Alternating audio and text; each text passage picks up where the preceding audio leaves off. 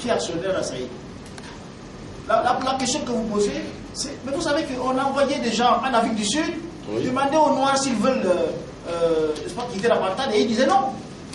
Comment vous pouvez penser qu'un ministre qui va rencontrer les Djoupouri et tout ça individuellement, il peut avoir la réponse de dire nous avons un problème. Mais vous savez qu'il y a un problème islamophone là-bas. Comment vous pensez que dans toute une région du pays, un nationalat comme celui-là soit un nationalat qui se recrute essentiellement dans cette élite-là? C'est un vrai problème au Cameroun. Quand vous dites que la population a parlé, mais le problème de la population au Cameroun, le problème de la représentation populaire au Cameroun est un gros problème. C'est-à-dire qu'on ne sait pas qui parle dans la population.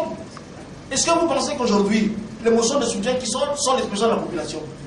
Mais pour quelqu'un qui passe au Cameroun, qui passe 2 semaines au Cameroun, il vous dira que les motions de soutien viennent de partout.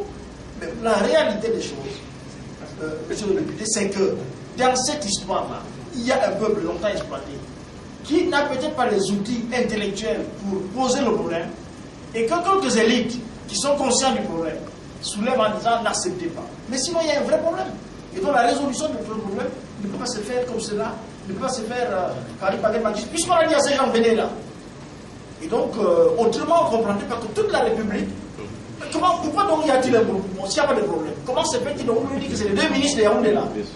Vous n'êtes pas les cités d'Akale et Pérévé. C'est eux qui font que le projet ne démarre pas. Et dans la Yaoundé, contre tous les autres qui sont aussi nombreux, non, c'est pas possible. Pas possible, excusez-moi.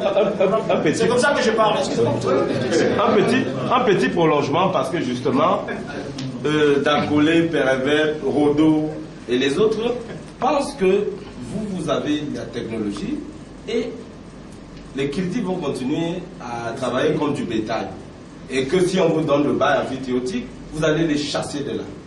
C'est-à-dire que c'est un problème qui se chuchote. Vous savez que c'est comme ça que ça a été remonté chez le président de la République.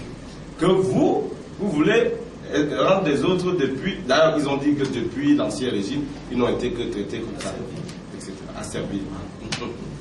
Bon.